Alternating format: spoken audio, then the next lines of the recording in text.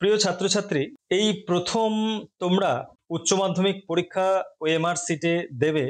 যেহেতু তোমাদের এমসিকিউ টাইপের প্রশ্ন আসবে, তো সেই ওএমআর সিট ফিল আপ করে তোমরা ক্লাস 11-এও পরীক্ষা দিয়েছো। কিন্তু একটা জিনিস মাথায় রাখতে হবে যে ক্লাস 11-এর পরীক্ষাটা তোমাদের স্কুলেই হয়েছে এবং স্কুলের অধীনেই ছিল বিষয়টা। সুতরাং সেখানে তোমরা যে ভুল ত্রুটিগুলো করেছো সেগুলো ক্ষমা সুন্দর দৃষ্টিতে স্কুলের শিক্ষক মহাশয়রা দেখেছেন।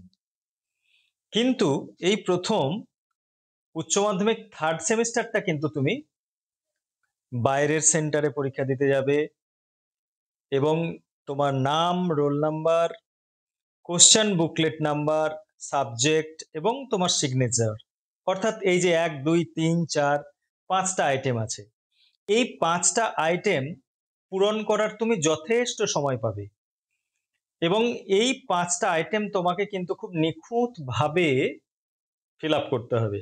যদি এখানে তোমার কোনো ভুল হয়ে যায় তাহলে কিন্তু তোমার বিশাল বড় সর্বনাশ ঘটে যাবে।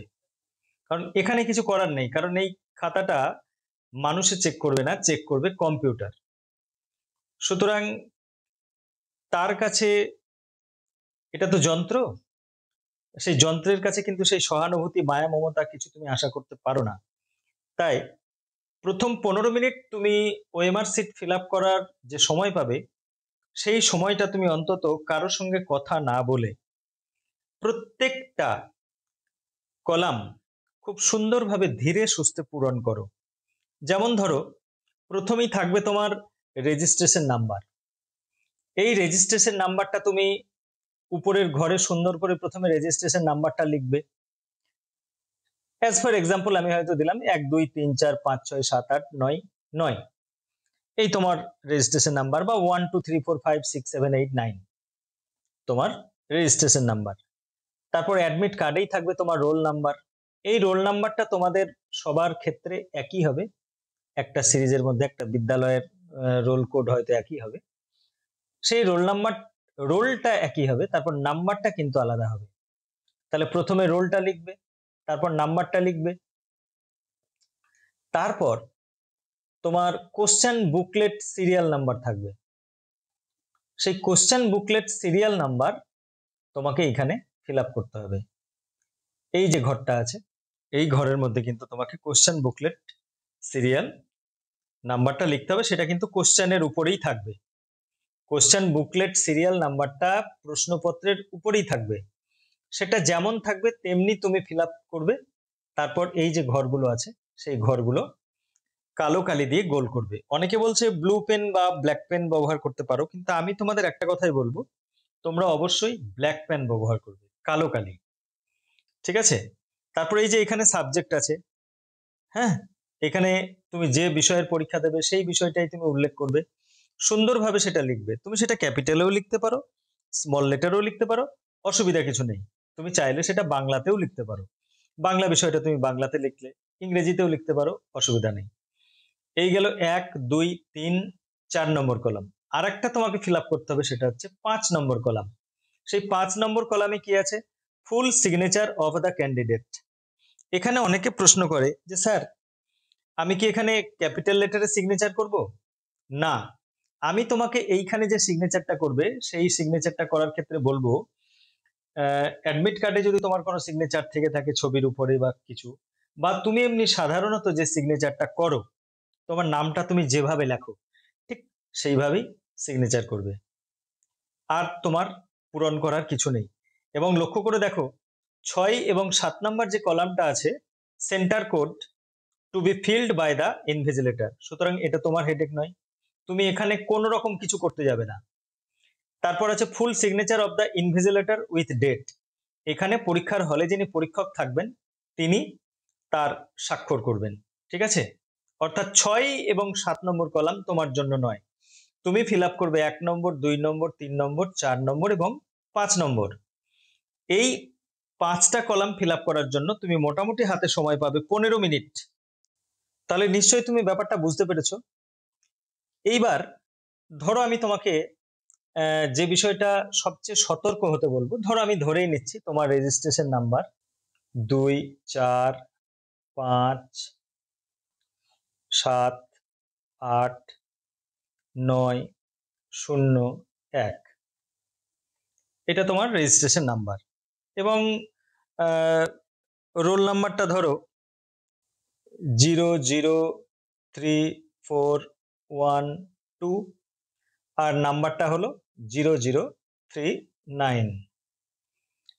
কোশ্চেন বুকলেট সিরিয়াল নম্বর যেটা, সেটা হয়তো দেখা গেল যে 0, 1, 2, 4, 5, 6, 7, 3, 1।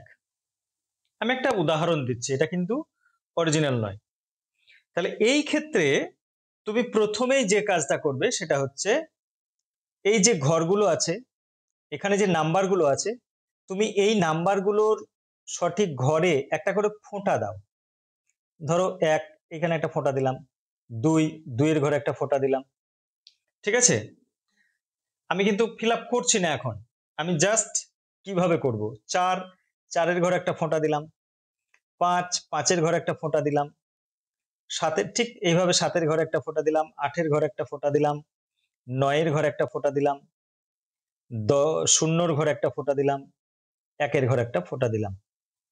এইভাবে আমি যদি প্রত্যেকটা কলামে বিন্দুগুলো দিয়ে দিই, তাহলে এই যে বিন্দুটা দিলাম হালকা করে, এটা কিন্তু কম্পিউটার ধরবে না। ঠিক আছে? এখানে কিন্তু কার্বন কপিতে এটা উঠবে না, এতটাই হালকা ভাবে আমি দিয়েছি। এইবার এটা যখন আমি ফিল আপ করবো, তখন আমি দেখে নেব 1 এর ঘরে 1 এর বিন্দু আছে কিনা। এটা আমি কনফার্ম হয়ে গেলাম, তখন এটা আমি সুন্দর করে 1 নম্বরটা ফিল আপ করবো। ঠিক আছে? তারপর আমি এইভাবে ঠিক 2টা করব। এইভাবে 4টা করব। 4 যেখানে আমার ঘর দেওয়া আছে, তাহলে আমার ভুল হবার সম্ভাবনাটা কম থাকবে। ঠিক এইভাবেই করব প্রিয় ছাত্রছাত্রী। ঠিক একইভাবে এটার ক্ষেত্রেও আমি দেখে নেব যে 0, আমি এখানে একটা ফোঁটা দিয়েছি, এখানেও 0তে ফোঁটা দিলাম। 3 নম্বর ঘরে 3-এ ফোঁটা দিলাম। তাহলে ফিল আপ করার সময় আমার ভুল হবে না। আমি ঠিক নির্দিষ্ট ঘরে ফোঁটাগুলো আছে কিনা চেক করে নিতে পারবো। তাহলে আমার ফিল আপটা কিন্তু একদম নির্ভুল হবে। আর এই ওএমআর সিট ফিল আপ করাটা তোমার একদম নির্ভুল হওয়া চাই। এখানে যদি তুমি ভুল করে ফেলো, তাহলে তোমার কিন্তু আর কিছু করার নাই। আমরা অনেকে বলি যে স্যার আমার এটা তো ভুল হয়ে গেছে, আমাকে আরেকটা ওএমআর সিট দেন। তা কিন্তু সম্ভবত দেবে না, তোমার জন্য একটাই ওএমআর সিট অ্যালাউ করবে, কারণ ওখানে সিরিয়ালি বসাতে হবে।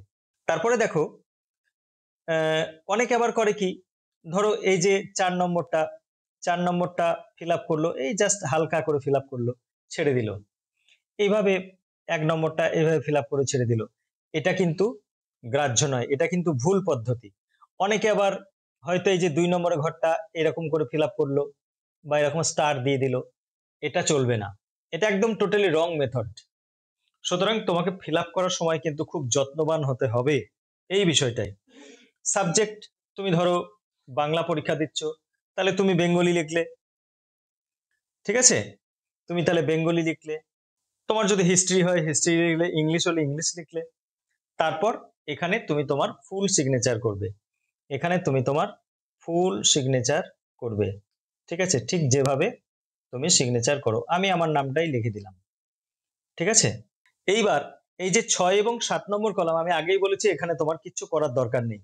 তুমি এখানে কোনো রকম উল্টোপাল্টা কিছু লিখতে যাবে না, তাহলে কিন্তু এক্সামিন মানে হলে যিনি থাকবেন ইনভিজিলেটর, তিনি কিন্তু তোমাকে বকা দেবেন।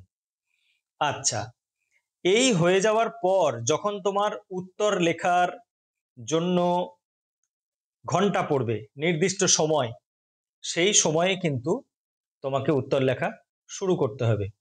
আমি উত্তর লেখার ক্ষেত্রেও তোমাকে একই কথা বলবো, যে এখানে যেহেতু 10টা 10টা 10টা করে ভাগ করে দেওয়া আছে, সুতরাং তুমি প্রথম 10টা প্রশ্নের উত্তর যেটা পাচ্ছো, হয়তো দেখা গেল যে 1-এর উত্তর বি হবে, তাহলে বিতে একটা ছোট্ট করে গুটি দিয়ে রাখলে, একটা চিহ্ন দিয়ে রাখলে।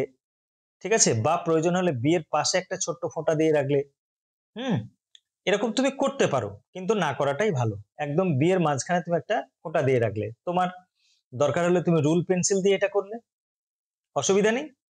তারপর যখন তুমি ফিল আপ করবে কনফার্ম হয়ে, প্রথম 10টা প্রশ্ন তুমি ঠিক করলে, ধরো 2-এর দাগের ডি হলো, তাহলে ডিতে একটা ফোঁটা দিলে পেন্সিল দিয়ে।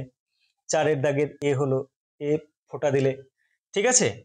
এইবারে এই 10টা প্রশ্ন যখন তুমি কনফার্ম হয়ে গেলে যে হ্যাঁ, বা 40টা প্রশ্নেরই উত্তর তুমি এইভাবে দিয়ে দিলে, হাতে তোমার প্রচুর সময় থাকবে, তাড়াহুড়োর কোনো ব্যাপার নেই। তুমি অনেক চিন্তা ভাবনা করেই কিন্তু এই ওএমআর সিট পূরণ করার করতে পারবে।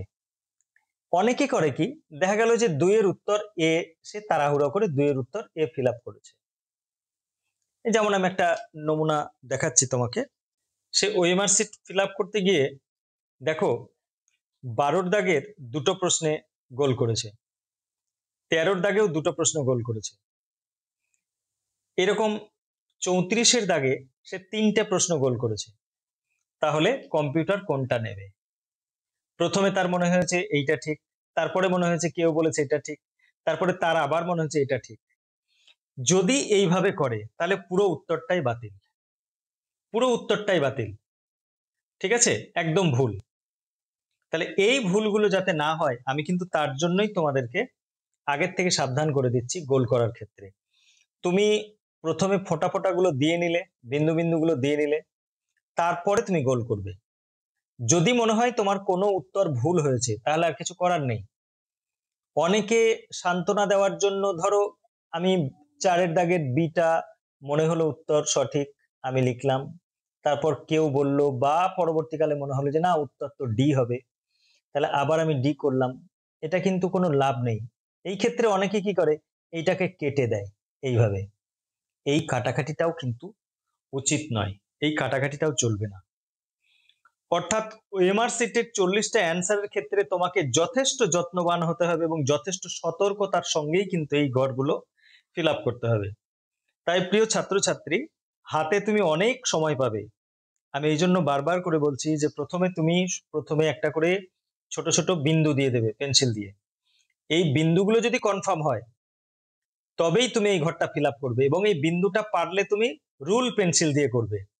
তাহলে কি হবে, যদি ভুল হয় তাহলে তুমি মুছে দিতে পারবে, অসুবিধা নেই।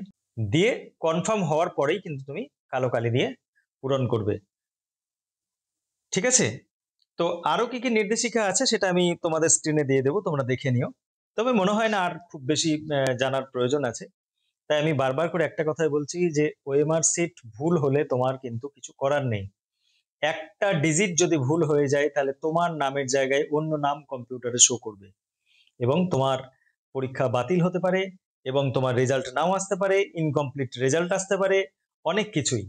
আরো একটা বিষয় মাথায় রাখতে হবে যে আহ, অনেকে করে কি, এখানে ফুল সিগনেচার করতে গিয়ে নিজের সাবজেক্ট লিখে বসে থাকে, বা এই যে ফুল সিগনেচার অফ দ্য ইনভিজিলেটর এইখানে সই করে বসে থাকে। এইগুলো করবে না, এইগুলো করা একদম ঠিক নয়। খুব বুঝে শুনে ধীরে সুস্থে করবে, এবং নাম টাম, রোল নাম্বার, রেজিস্ট্রেশন, এটাই তোমার আসল পরিচয়। এই জিনিসটা ঠিকঠাক ফিল আপ হলে তুমি আরামসে পরীক্ষা দিতে পারবে। তো আমি তোমাকে একটা টেকনিক শিখিয়ে দিলাম যাতে ভুল না হয়, কিন্তু ভুল হলে তোমার আর কিছু করার নেই। তাই প্রথমে রুল পেন্সিল দিয়ে এই দাগগুলো দিয়ে নিলে, আশা করছি তুমি ধীরে সুস্থে ফিল আপ করলে তোমার পরীক্ষা খুব ভালো হবে। All the best. উচ্চ মাধ্যমিক তৃতীয় সেমিস্টারের এবং একাদশ শ্রেণীর প্রথম সেমিস্টারের সমস্ত ছাত্রছাত্রীকে আগাম শুভেচ্ছা জানাই। তোমাদের পরীক্ষা ভালো হোক, তোমাদের সর্বাঙ্গীন সাফল্য কামনা করি। আমি পিডি বাংলা স্যার, ধন্যবাদ।